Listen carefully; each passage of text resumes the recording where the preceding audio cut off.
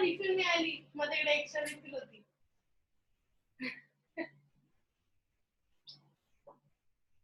थोडा आंबट असतो नाही ग, गोड असतो आंबा.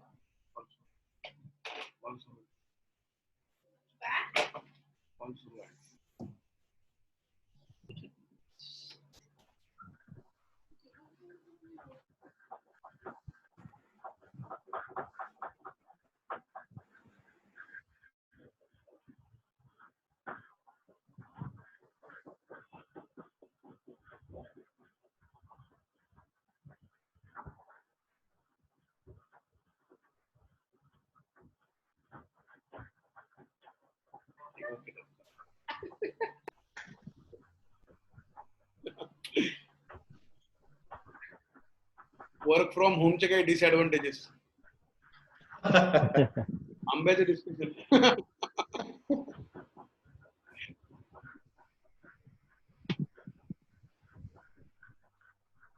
Okay, I think almost everyone is back now.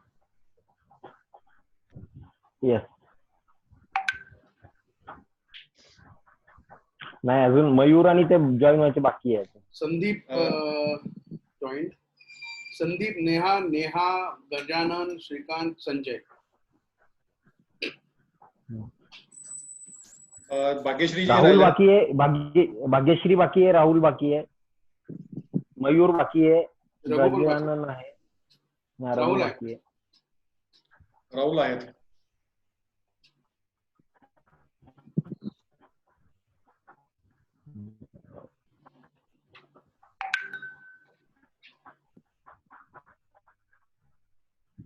Yes.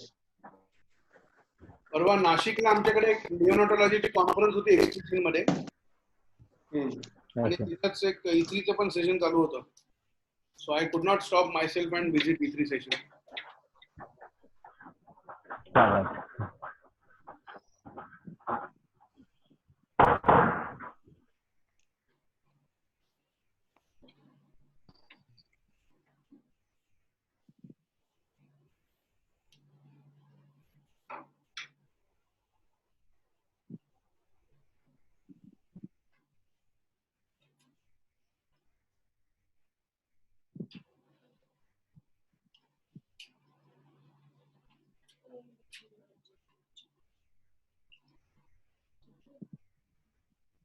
Neha.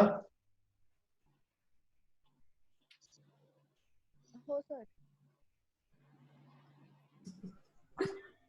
भाग्यश्रीजींना phone कर ना. हा, एक मिनिट करते.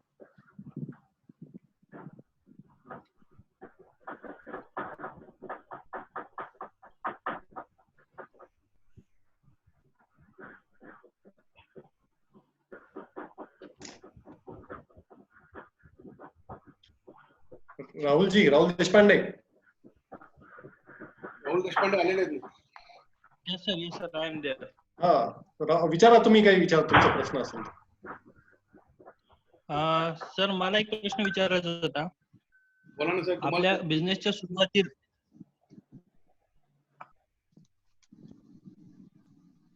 हॅलो.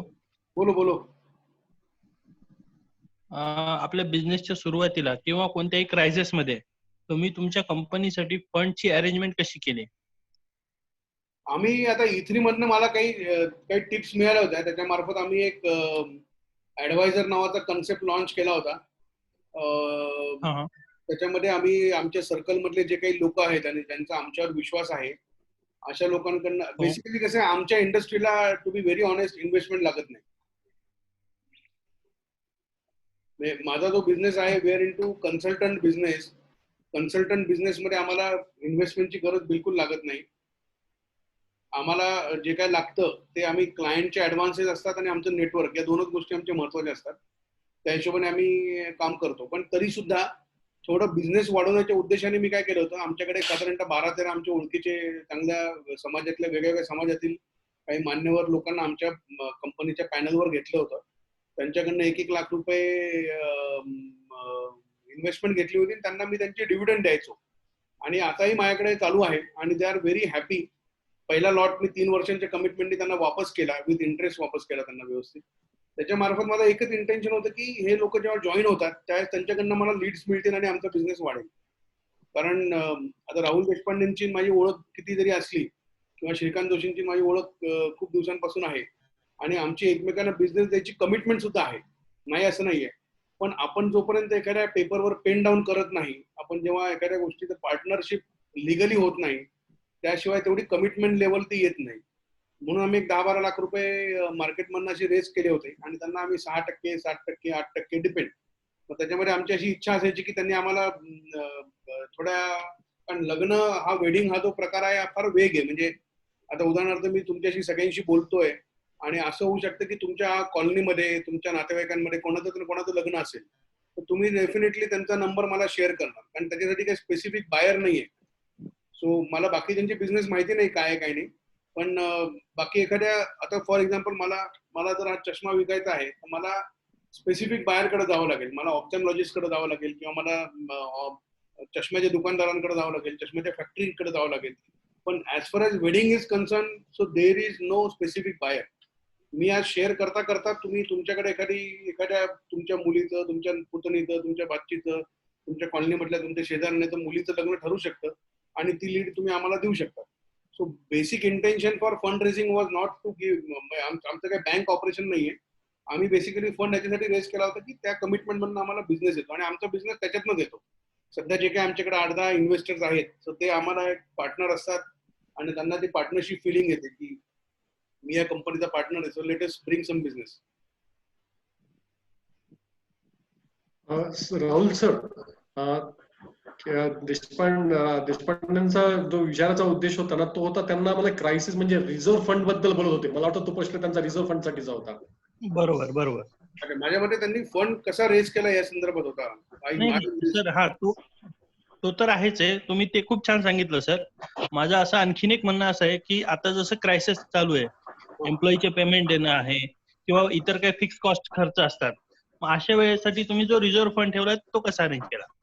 आता कसं माहिती का, याच्यामध्ये रिझर्व्ह फंड म्हणजे काय, एखादा माणूस जेव्हा एंटरप्रेन्योरशिप असतो किंवा बिझनेसमॅन असतो त्याला प्रॉफिट मिळतो म्हणून तो बिझनेस करत असतो. त्यांनी इतके दिवसांमध्ये आता हे सगळं, आता माझ्या हिशोबाने तुम्ही जर रिझर्व्ह फंड प्रत्येक बिझनेसमॅनकडे किंवा प्रत्येक एंटरप्रेनरकडे फायनान्शियल, त्याला आपण म्हणतो की त्यांनी फायनान्शियल बॅलन्स शीट त्याला रिव्ह्यू करता आली पाहिजे. तर या ठिकाणी तुमचे कॉन्टॅक्ट्स आणि तुमचं आतापर्यंत झालेलं काम, याच गोष्टी कामाला येतात. जसं आता फॉर एक्झाम्पल जसं लॉकडाऊन झालं, आमचा आता वेडिंग प्लॅनिंगचा बिझनेस कसा आहे की आमचा मार्च, एप्रिल, मे हे 3 महिने सीझनचे असतात. त्या बेसिसवर जून, जुलै, ऑगस्ट, सप्टेंबर या 4 महिने आमचे जातात आणि दिवाळी पण चांगली जाते. तर कारण जून, जुलै, ऑगस्ट, सप्टेंबर मध्ये वेडिंग नसतात, त्यामुळे आमच्याकडे इन्कम काही नसतं, म्हणजे असं इनपुट काही येत नाही. कामं चालू असतात, दिवाळी नंतर जे लग्न होणार असतात त्या सगळ्यांची कामं चालू असतात, ऑफिस चालू असतं, पण त्या पिरियडमध्ये इन्कम येत नाही. मग त्या ठिकाणी आता आम्ही आमचे जे रिलेशन्स आहेत, आम्ही ज्यांना सर्व्ह केलेलं आहे, त्या सगळ्यांना आम्ही पर्सनली कॉल करतोय, त्यांना आम्ही अपील करतोय की आता तुम्ही आम्हाला बिझनेस देण्यासाठी सुरुवात करा.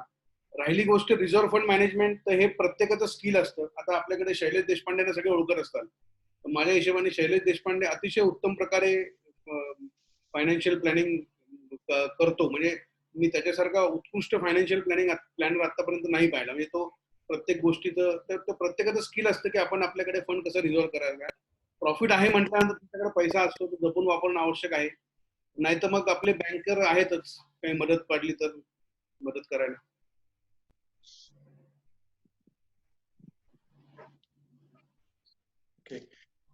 नेहा, हा सर. हा नेहा, सर, तुम्हाला तुमच्या बिझनेसची आयडिया आणि कन्सेप्ट कुठून नेहा आवाज थोडा मोठ्याने बोलशील. आता येतोय?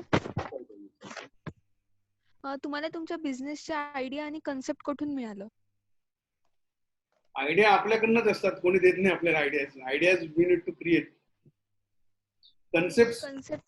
Concept see basically I tell you की ज्या इंडस्ट्रीमध्ये मी आहे त्या ठिकाणी कन्सेप्ट सेलिंग हाच एक प्रकार आहे. सो आणि आयडियाज आणि कन्सेप्ट आहेत म्हणूनच आम्ही जिवंत आणि आम्ही परफॉर्म पण करतोय. आयडिया ज्या दिवशी मरतील, ज्या दिवशी कन्सेप्ट संपतील, त्या दिवशी आमचा बिझनेस संपेल.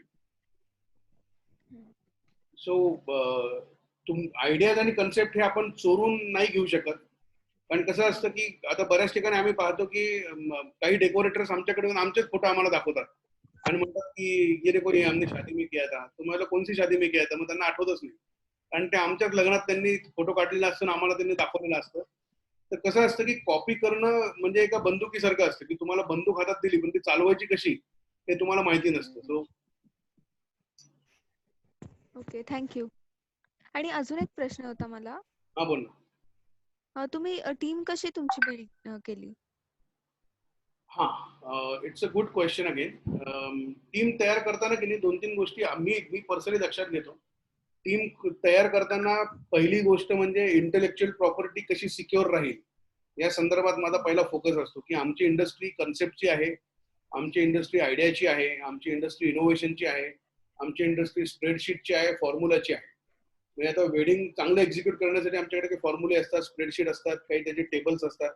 तर सगळ्यात पहिले आम्ही एक टीम सिलेक्शन करताना 4-5 गोष्टी आहेत. माझ्या हिशोबाने आम्ही जेव्हा विचार करतो, कारण आम्हाला जिओग्राफिकल बाउंड्रीज काही नाही, आम्ही कुठे जाऊन वेडिंग्स करतो. त्या पर्टिक्युलर व्यक्तीची प्रवासाची आवड आहे का? दुसरी गोष्ट, त्याला वीकली ऑफचा किती कन्सर्न आहे, कारण आम्ही रविवारी आम्ही काम करतो कारण लोकांना रविवारी वेळ असतो. तिसरी गोष्ट, आमच्या इंडस्ट्रीमध्ये वेळेचं भान नसतं, कारण संध्याकाळी 9:30, 10, 11, 12 वाजेपर्यंत काम करावं लागतं. त्यामुळे ज्याला वेळेचा कन्सर्न नाहीये. आणि सगळ्यात मेन म्हणजे त्याचं पॅशन आहे का. So unless and until he is not, जर तो निडी असेल तर गोष्ट वेगळी आहे, पण त्याचं पॅशन असणं आवश्यक आहे. So while selecting employees we need to understand their passion. Now I have a certain questionnaire. माझ्याकडे मी आता इत्रीचा आहे, लँडमार्क मधनं झालेला आहे, माझा स्वतःचा अनुभव आहे की त्याच्यामधनं मी एक क्वेश्चनेअर तयार केलेला आहे. मग मला जर कोणता एम्प्लॉई अप्रोच झाला, त्यांनी जर असा रिझ्यूम गुंडाळ करून आणला असेल ना, पुंगळी करून, तर मी त्याला पहिले बाहेर काढतो. मी त्याला आठवडे पण आणू देऊ, मी त्याला बोलवत सुद्धा नाही. कारण जो आपल्या रिझ्यूमची चांगली इज्जत ठेवू शकत नाही तो आपली इज्जत ठेवणार नाही, स्वतःची पण ठेवणार नाही. So if a person is carrying his resume with a proper filing folder मध्ये जर घेऊन येत असेल तर मी त्याला एंट्री देतो. त्यांनी जर असं छोटीशी पुंगळी करून आणली असेल, I don't even entertain. So एकदा ते सिलेक्शन झाल्यानंतर we need to focus on our intellectual property securitization. मग माझ्याकडे नॉन कॉम्पिटंट अग्रीमेंट्स आहेत, नॉन डिस्क्लोजर अग्रीमेंट्स आहेत. समजा इन केस माझ्याकडनं जर कोणी सोडून गेला आणि त्याने बिझनेस सुरू केला तर मी त्याच्याकडनं रॉयल्टी घेतो. So I take a royalty from him because मी त्याला सगळं शिकवलेलं आहे. आणि जर सोडून गेला तर तो दुसऱ्या कोणत्या इव्हेंट मॅनेजमेंट कंपनीमध्ये काम नाही करू शकत, त्याला इंडस्ट्री चेंज करावी लागते. जर तो काम करायला लागला तर मी त्याच्यावर फौजदारी खटला दाखल करू शकतो. तर अशा प्रकारचे मी काही गोष्टी करून ठेवलेल्या आहेत. So I clearly mention them की this is what the policy, आणि if you are agreed for this policy then you enter, or else better you not to join with us.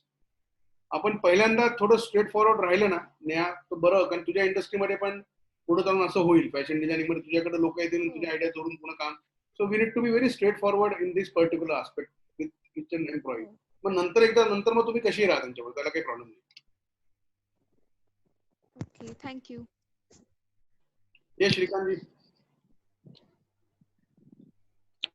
Sir तुमच्या बिझनेसची सिस्टम काय आहे? Rahul sir, नेहाच्याच या प्रश्नाला कोणीतरी बोललं आणि आवाज कमी आला. हॅलो, आवाज येतोय सर? हा संदीप बोल. संदीपजी मध्ये बोलू नका. एका वेळेस काय होतं, झूम मध्ये एक ओव्हरलॅपिंग होतात आवाजांचे. मी तुम्हाला चान्स देतो. Okay, second okay. सरांना विचारू द्या प्रश्न. राहुल सर, आता नेहानी जे बोलले आणि ज्याचं उत्तर तुम्ही दिलं, हा एक नवीन कन्सेप्ट थोडासा लक्षात आला की तुम्ही एम्प्लॉईचे पण नॉन डिस्क्लोजर अग्रीमेंट करतात. असं काही तुमच्या बाबतीत घडलेलं आहे का की अशा कोणी हे नॉन डिस्क्लोजर अग्रीमेंट करून तुम्हाला चीट केलं आणि तुम्ही त्याच्यावर म्हणजे पुढे काही केस केली, असं काही इव्हेंट घडलेलं आहे का त्या फक्त बेसिक माइंडसेट मध्ये सुद्धा काही आपल्याला बेनिफिट होऊ शकतो? नाही, अजून माइंडसेट मध्ये तर बेनिफिट होतो पहिली गोष्ट, पण माझ्या बाबतीत असं इन्सिडेंट घडलेलं नाही अजून. नाही, ते एक बरं आहे. ओके, मला एक चांगला थॉट आलेला आहे की आपण कागदावर लिहून. असा प्रसंग जर घडला ना तर मग आपल्याला थोडं श्रूड व्हावं लागतं, बिकॉज तो एक कोरोना व्हायरस असतो. तो आपण जर एकाला जर परमिट केलं तर तो पूर्ण टीम मध्ये स्प्रेड होतो. त्यामुळे त्याला तिकडे दाबणं आवश्यक असतं.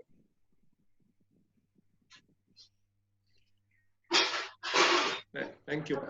Sandeep Right, ji sir. Thank you. तुम्ही संदीप जी. Hello sir.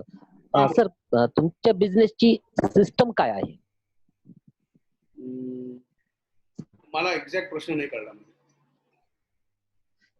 तुमच्या बिझनेसची सिस्टम स्ट्रक्चर काय आहे? आमचं सर्व्हिस इंडस्ट्री स्ट्रक्चर आहे. आम्ही कन्सल्टंट म्हणून आहोत. Okay sir. We work as a consultant. So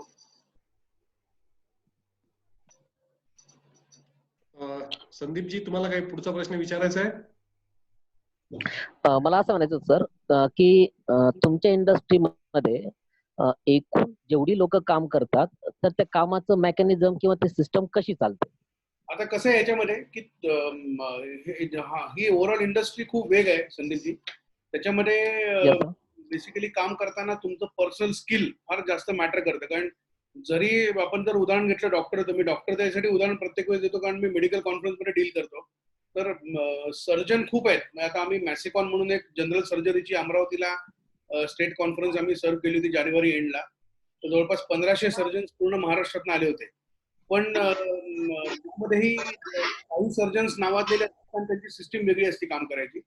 तर प्रत्येकाच्या अनुभवाने प्रत्येकाची सिस्टीम वेगळी डेव्हलप होत असते.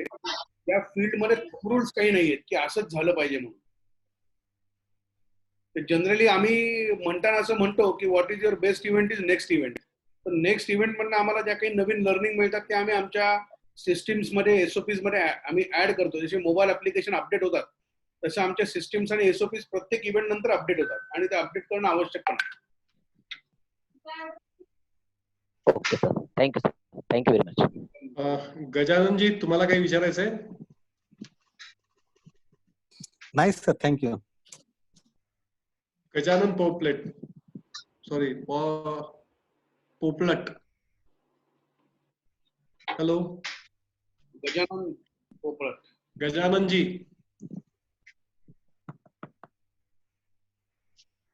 हा रघु रघु तुम्ही विचारा.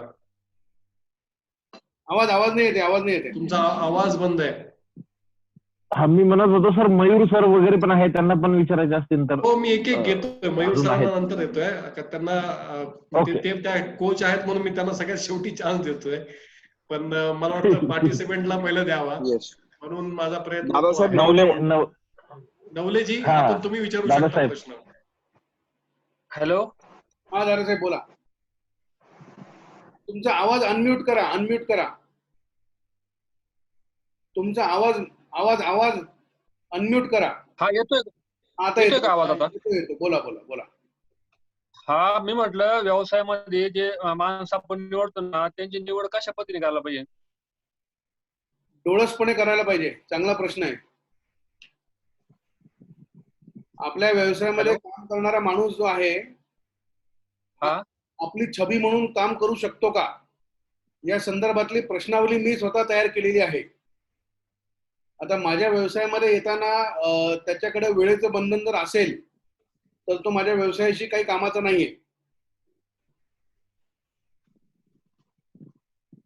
दुसरी गोष्ट, जर त्याला सणावाराचं बंधन असेल तरी तो माझ्या व्यवसायाचा कामाचा नाहीये. पण तो जर म्हटला की घरी दिवाळी करायची आहे, दसरा करायचा आहे, बहीण आली, भाऊ आला, ह्यांचं लग्न आहे, त्यांचं लग्न आहे, तर मग तो आपल्या कामाचा नाहीये. तर त्यामुळे आपण आपल्या कर्मचाऱ्यांची निवड करताना आपल्या इंडस्ट्रीमध्ये काय गरज आहे त्या हिशोबाने आपण त्याची प्रश्नावली तयार करायची आणि त्या प्रश्नावलीनंतर आपण त्या संदर्भातलं एक स्वतःची प्रश्नावली तयार करून आपण त्याच्या संदर्भात सिलेक्शन करू शकतो. आणि दुसरं जे मी सांगितलं, सिलेक्शन केल्यानंतर तुमची इंडस्ट्री कोणतीही जरी असली तरी नॉन कॉम्पिटंट आणि नॉन डिस्क्लोजर अग्रीमेंट तुम्ही साईन करून घेणं आवश्यक आहे. नॉन डिस्क्लोजर अग्रीमेंट म्हणजे तुमच्या संदर्भातले कोणतेही सिक्रेट्स बाहेर जाता कामा नये. नॉन कॉम्पिटंट म्हणजे तुमच्या व्यवसायात काम केल्यानंतर त्या माणसाने तुमच्याच कॉम्पिटिटरकडे काम करू नये. हो. Neha thank you sir. Manjrekar raise the hand. Yes sir, actually जो आपने मुझे अभी बताया वो सब समझा, लेकिन निवड़ का मतलब नहीं पता मुझे, तो अगर थोड़ा हिंदी में बता सकेंगे. सिलेक्शन. अच्छा, ओके, सिलेक्शन. ओके ठीक है. मयूर जी.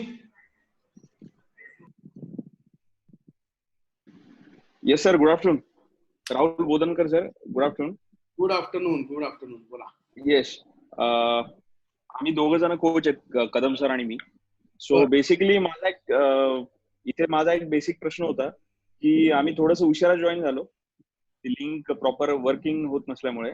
सो याच्यामध्ये मला एक गोष्ट अशी आहे की मागाशी तुम्ही एक्झिट प्लॅनचा एक त्याच्यामध्ये एक शेअर केली. सो डिस्टिंक्शन त्याच्यामध्ये आहे की एक्झिट प्लॅन करताना हा एकदापणाने काय प्लॅन केला पाहिजे की कंपनी काय लेवलला, की सगळ्या लोकांचाच. आता मी एक प्रायव्हेट लिमिटेड कंपनी केली आहे आणि त्याच्यामध्ये 4 जणांना त्याच्यामध्ये डायरेक्टरशिप देऊन, जसं रॉबर्ट सांगतो की लोकांच्या पैशाने तुम्ही बिझनेस करायला पाहिजे. सो त्याच्यामध्ये मी ती गोष्ट केली आहे. पण मग आता एक्झिट प्लॅन करत असताना हा माझ्यापासून सगळ्यांचा झाला पाहिजे की लोकांच्या, म्हणजे फक्त लोकांचाच झाला पाहिजे? नाही, एक्झिट प्लॅन हा माझा तुझा नसतो, हा कंपनीचा असतो. एक्झॅक्टली. तर जेव्हा तुम्ही एक्झिट प्लॅन तयार करता त्यावेळेस कंपनीमध्ये इन्व्हॉल्व्ह असणाऱ्या छोट्या स्वीपर पासून ते मोठ्या डायरेक्टर पर्यंत सगळ्यांचा त्याच्यामध्ये विचार केला गेला पाहिजे. त्यामुळे it is not your exit plan, it is a companies exit plan. Okay. आणि मगाशी तुम्ही त्याच्यामध्ये एक शेअर करत होतात, ते पण मला अर्धवट ऐकू आलं की तुम्ही याच्या आधी एका रेस्टॉरंटची गोष्ट केली होती. तर ते मला एकदा परत ऐकायचं होतं. 99 रुपीज मध्ये ब्रेकफास्ट असं काहीतरी तुम्ही पर्यंत मी ऐकलं. बुफे हाऊस म्हणून एक रेस्टॉरंट आम्ही सुरू केलं होतं.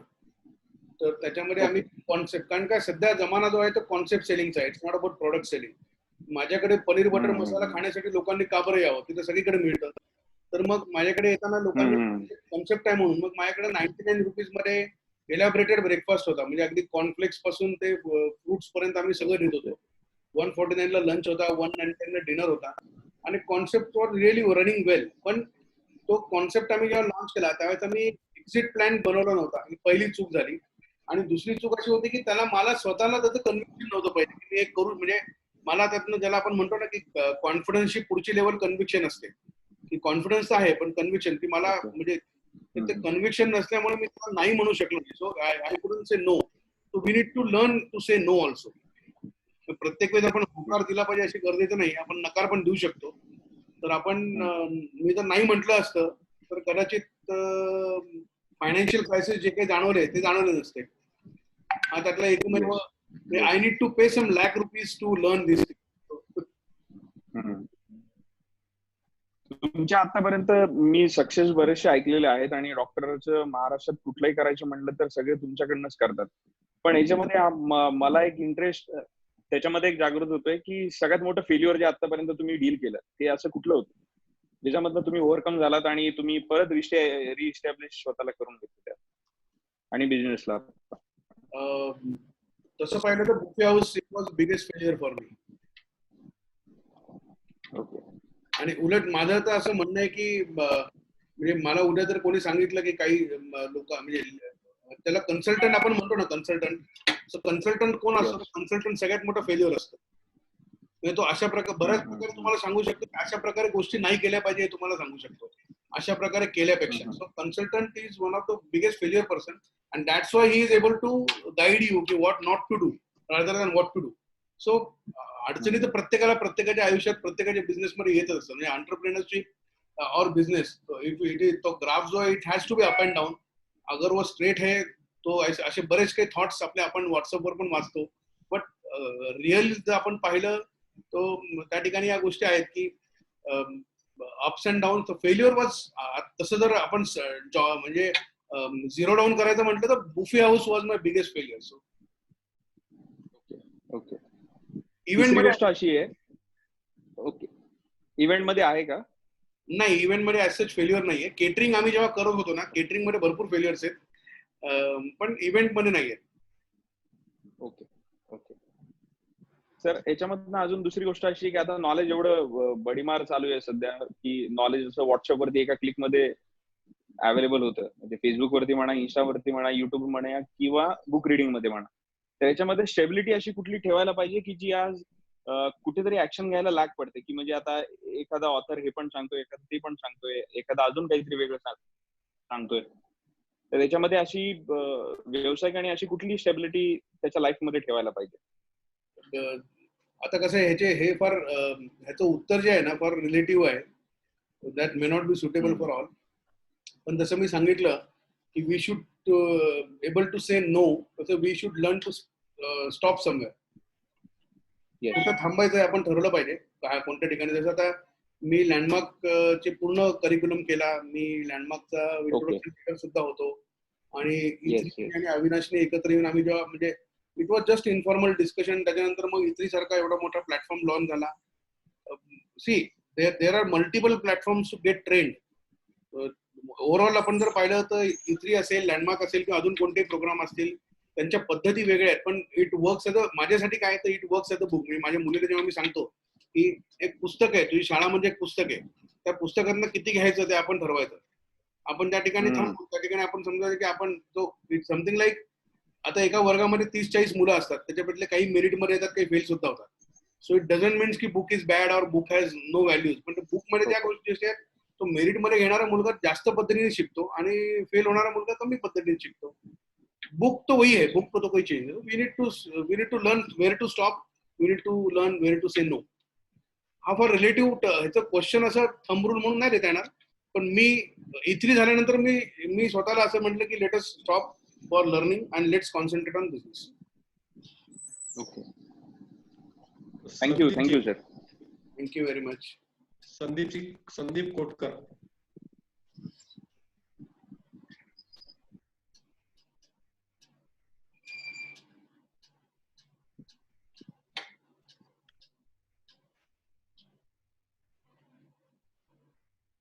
सर विचारा सर, संदीपजी विचारा. लक्षात नाही आली. हॅलो सर, एक्झिट प्लॅन म्हणजे नेमकं काय? एक्झिट प्लॅन म्हणजे काय की आपण जेव्हा बिझनेस बंद, जर इन केस सगळे आपण कसं असतं, आपण प्लॅन करताना सगळ्या गोष्टी चांगला प्लॅन करतो. एक्झिट प्लॅन म्हणजे थोडक्यात इन्शुरन्स पॉलिसी असते ना, तसं आहे की जर मला काही बरं वाईट झालं तर माझ्या फॅमिलीला किती रुपये मिळतील. आपण मरावं या अपेक्षित आपण पॉलिसी काढत नसतो. आपण जर मेलो तर काय मिळणार या संदर्भातला. तर एक्झिट प्लॅन म्हणजे आपण जेव्हा व्यवसायाची सुरुवात करतो, आपल्या हिशोबाने जर व्यवसाय नाही चालला, आपण प्लॅन करताना आपण एन्थुसियास्टिकली प्लॅन चालू करतो आपण. पण जर आपल्याला जसा पाहिजे तशी बिझनेसची ग्रोथ झाली नाही आणि बिझनेस जर नाही चालला, तर मी याच्यातनं बाहेर कसा येणार आहे याचा प्लॅन म्हणजे एक्झिट प्लॅन. Okay sir. आणि अजून एक असा प्रश्न विचारायचा होता, E3 ने तुमच्या आयुष्यामध्ये किंवा तुमच्या व्यवसायामध्ये काय बदल केला? आता मी तुमच्याशी बोलतोय, हा बदल आहे एवढा मोठा.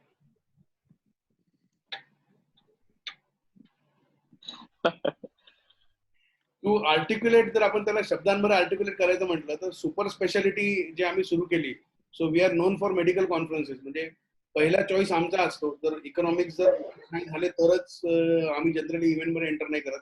पण लोक आम्हाला पहिला चॉईस मेडिकल कॉन्फरन्सेस मध्ये आम्हाला बोलवतात. त्याच्यामुळे दुसरा बेनिफिट असं झालं की डॉक्टर्सच्या घरचे वेडिंग्स आम्हाला मिळणं सुरू झालं, कारण आम्ही त्यांच्याबरोबर वर्ष 1.5 वर्ष काम करतो. त्याच्यामुळे तो एक बाय प्रोडक्ट झाला. सो सुपर स्पेशालिटी बिझनेसमध्ये म्हणजे एका जनरिक बिझनेसमध्ये ज्याच्यामध्ये कसल्याही प्रकारचे लायसन्सेस नाहीये, अशा बिझनेसमध्ये जेव्हा तुम्हाला सुपर स्पेशालिटीची अपॉर्च्युनिटी मिळते, हे E3चं फार मोठं फाइंडिंग आहे माझ्यासाठी.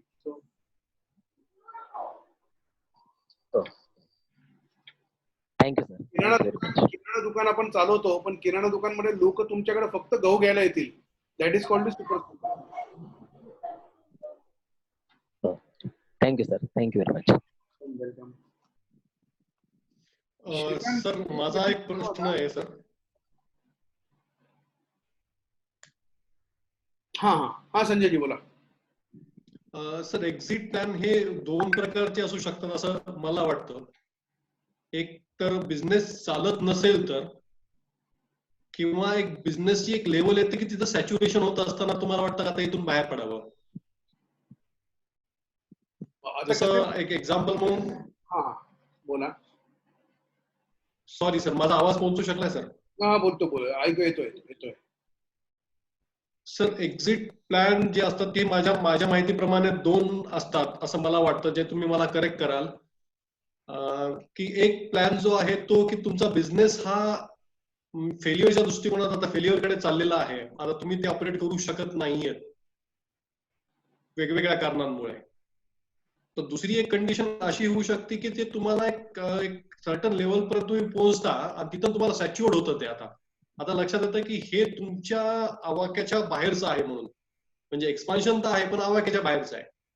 जसं व्हॉट्सअपने फेसबुकला विकलं, आपल्याकडे आपला हा होता हॉटमेल होता, हॉटमेलने त्यांनी करून त्यांनी विकलं, तर तो जो त्याचा प्लॅन होता तो वेगळा होता. तर याच्यामध्ये जे आहे ते प्रत्येक एका एंटरप्रिनरला हे समजायचं कधी, त्यांनी समजण्याची त्याची कधी यावं की त्या आपण या एक्झिट लेवलला आलेलो आहोत, सिम्पटम्स काय आहेत असं. म्हणून इथलीमध्ये एक शिकवतात की एंटरप्रेनरला किंवा बिझनेसमॅनला काही येऊ नाही, त्याला बॅलन्स शीट वाचता आली पाहिजे. So if he is able to read balance sheet, then he come to know कि my business plan, exit plan must be implemented. So you need to, so it's not about the product. जसं आपल्याकडे म्हणजे आता मी जे अनुभवलं की टाटांना हे माहिती नाही की कार कशी बनवतात, but he is able to read balance sheet. त्यामुळे त्यांना कळतं की कोणता प्लॅन बंद करायचा आणि कोणता प्लॅन डिस्कंटिन्यू करायचा आणि कोणता प्लॅन चालू ठेवायचा. तर तुम्हाला बॅलन्स शीट रीड करता आली पाहिजे. बॅलन्स शीट जर रीड करता आली तर तुम्ही समजून जातात की तुम्हाला आता बिझनेस मधून एक्झिट करायचं कंटिन्यू करायचं.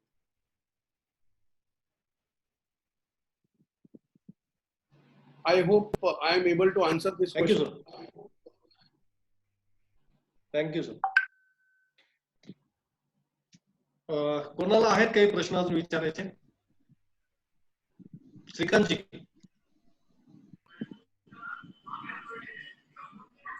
तर मला 2 प्रश्न होते, ते मयूरनी आणि संदीपजींनी विचारलेच होते.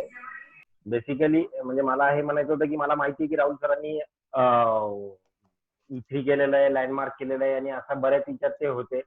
तर आपण त्या इन्फ्लुएन्स मध्ये असतो तेव्हा बऱ्याचशा गोष्टी करायला एकदम जास्त इंथुझियास्टिक असतो, पण प्रॅक्टिकल सिच्युएशन्स किंवा प्रॅक्टिकल कंडिशन्स मध्ये त्यानंतर गोष्टी बाजूला ठेवून आपल्याला प्रिऑरिटीज आपल्या बिझनेसच्या हिशोबाने द्यावं लागतं. आता राहुल सरांनी सांगितलं की आपल्याला, आणि जसं मी एक विचारलं होतं की तुम्ही फेल्युअर्स मधून आपण नेहमी शिकत असतो. तुमच्या ह्याच्यात असं काही मोठं फेल्युअर आलेलं आहे का की ज्याच्यातनं तुम्ही खूप ड्रास्टिक काही शिकलेला आहात, किंवा काही अशी विक्री झालेली आहे का की ज्याच्यातनं तुम्हाला खूप जास्त एक बेंचमार्किंग मिळालेलं आहे किंवा काही टर्निंग पॉईंट झालेला आहे, असं काही सांगू शकता का ज्याच्याने थोडंसं एन्करेजमेंट होईल सगळ्यांसाठी? Shrikantji, as far as events are concern, events मध्ये माझे फेल्युअर्स नाही झालेत, टू बी व्हेरी ऑनेस्ट. म्हणजे फार अगदी सुरुवातीच्या काळात झाले असतील तर आय डोंट रिमेंबर, पण ते लक्षात नाही त्याचा अर्थ फेल्युअर्स नाही आहेत. लक्षात राहिले असतील तर फेल्युअर्स असले असते ते. दुसरी गोष्ट, बुफे हाऊस मध्ये माझ्याकडनं झाले होते फेल्युअर्स, आणि ते मी ऑलरेडी शेअर केले. त्याच्याबद्दल मला नाही म्हणायला शिकलं पाहिजे आणि एक्झिट प्लॅन असायला पाहिजे, या गोष्टी मी E3 मध्ये शिकलो होतो. पण हे कळण्यासाठी मला काही लाख रुपयांचा भुर्दंड बसला. आणि नाही, पण आता जसा एक कोजागिरीचा इव्हेंटचा पावसामुळे काय आपल्याला कॅन्सल करावा लागला होता. हो हो. म्हणजे मग ह्या याच्यातनं आपण काही असे प्रिकॉशन्स घेणं किंवा काही गोष्टीचा प्लॅन करणं, किंवा जसं आपण NDA हा कन्सेप्ट चांगला सांगितला, तसं तुम्ही त्या पद्धतीचं काही हे करता का, प्रिकॉशनरी मेजर्स असे काही घ्यावं लागतात का? हा, आता जसं कोजागिरीमध्ये पावसामुळं व्यत्यय आला होता आणि त्याच्यामुळे आपल्या आता या नॅचरल कॅलॅमिटीज आहेत, त्याच्यामध्ये आता इन्शुरन्स नावाचा एक नवीन सेगमेंट आता बऱ्याच कंपन्यांनी इव्हेंट इन्शुरन्स देणं सुरू केलेलं आहे. त्यावेळेस इन्शुरन्सचा हा काही एवढा मोठा प्रकार नव्हता ज्यावेळेस आपण कोजागिरीचा फेस्टिवल केला होता. खूप आधीच आता विषय निघाला म्हणून असं होतं की श्रीधर फडकेंचा फिटे अंधाराचे जाळे हा कार्यक्रम 2001 साली SBच्या ग्राउंडवर घेतला होता, आणि that was with Rajasthani food आणि गायन असा तो कार्यक्रम होता. त्यावेळेस 10 वाजताचं बंधन सुद्धा नव्हतं आणि तो कार्यक्रम जवळपास 2-2:30 वाजेपर्यंत चालला होता रात्री. पण त्यावेळेस एक होतं की बाबूजी म्हणजे सुधीर फडकें त्याच वर्षी निधन झालं होतं, त्यामुळे, आणि त्याच्यानंतरचा लाईव्ह कार्यक्रम श्रीधर फडकेंचा पहिलाच होता, ह्याचं आम्हाला नॉलेज नव्हतं. त्यामुळे प्रचंड प्रमाणात गर्दी झाली होती आणि आम्ही त्यांना त्या गर्दीला सर्व्ह करण्यासाठी आम्ही फेल झालो होतो. आणि मग स्टेजवर जाऊन मी सगळ्या 3000 लोकांची माफी मागितली होती. हा प्रसंग माझ्या डोळ्यासमोर अजूनही आहे. तर त्या केसमध्ये असं होतं की आपण जेव्हा बिझनेस करतो, एखादा प्रोडक्ट किंवा एखादा इव्हेंट, त्याचं नॉलेज असणं आवश्यक आहे. की सुधीर फडकेंनी पूर्ण महाराष्ट्राच्या मनामनावर राज्य केलेलं आहे. सुधीर फडके जाऊन 3च महिने झाले होते आणि त्याच्यानंतर श्रीधर फडकेंचा पहिलाच कार्यक्रम होता, लाईव्ह कार्यक्रम. त्यावेळेस लोकांची प्रचंड गर्दी होणार हे आम्ही अँटिसिपेटच केलं नव्हतं. We were ready for 1000 people, त्यावेळेस मोबाईल नव्हते, वॉकी टॉकी नव्हती, बाहेर तिकीट विक्री किती होत होती आम्हाला कल्पना नव्हती. लोक येत होते आणि आम्हाला आनंद होत होता. पण नंतर एका ठराविक वेळेनंतर असं झालं की लोक प्रचंड प्रमाणात आतमध्ये यायला लागले आणि लोक शिवाय द्यायला लागले. मग त्यावेळेस कळलं की अरे आपण काहीतरी चुकतोय. आणि मग त्याच्यानंतर ठरवलं की पुढच्या वर्षीचा कार्यक्रम करताना आम्ही लिमिटेड सीट ठेवले, तेवढेच तिकीट छापले. तर अशा प्रकारच्या गोष्टी अर्थात त्या अनुभवातनं येतात. आता तर काही ठिकाणी इत्रीचा जर पुरेपूर वापर केला तर आपल्याला त्या गोष्टी अनुभव घ्यायची गरज नाही, आपल्याला लगेच कळून येतात. नाही तर मग काही लाख रुपये खर्च करायची तयारी ठेवायची नुकसानाच्या मार्फत आणि शिकत राहायचं.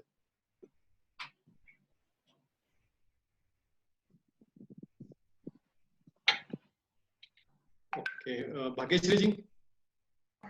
सर तुमच्या बिझनेस मध्ये तुमचे काही फिअर्स पण असतील ना, त्यांना कसं तुम्ही ओव्हरकम करता? भरपूर आहेत. आमच्याकडे अनऑर्गनाइज वेंडर्स खूप असतात.